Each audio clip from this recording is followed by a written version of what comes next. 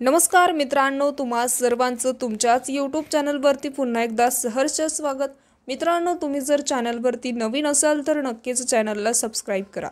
अर्धवटराव दामनिया आपले खोटे बोलून जीआर काढला वगैरे म्हणून ते ज्ञान देत आहेत। ते आपल्या अर्धवटपणाचे आणि मिळालेली सुपारी वाजवण्यासाठी उतावळी झाल्याचं औधक आहे, अशा शब्दात मंत्री धनंजय मुंडे यांनी अंजली दामनिया यांनी केलेल्या आरोपावर पलटवार केलाय।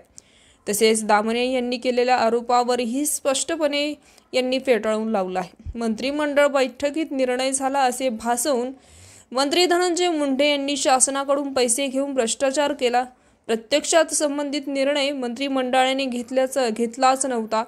तारीख नसलेल्या पत्रावरही धनंजय मुंडे यांनी अनेक वेळा सह्य केला, असा गंभीर आरोपही दामनिया यांनी केला होता। त्यांच्या याच आरोपांना धनंजय मुंडे यांनी उत्तर दिले।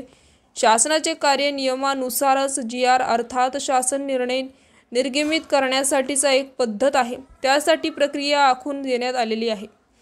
विभागातील कक्ष अधिकाऱ्यांनी त्या प्रकारची फाईल सादर केल्यानंतर ती उपसचिव, विभागाचे सचिव, अतिरिक्त मुख्य सचिव यांच्या मार्फत मंत्र्यांच्या समोर मान्यते देत असतात। मंत्र्यांची मान्यता होण्यापूर्वी व झाल्यानंतर सुद्धा अतिरिक्त मुख्य सचिव दर्जाचे IAS अधिकारी स्वतःची फाईल तपासतात आणि त्यानंतरच तो शासन आदेश निर्गमित होतो।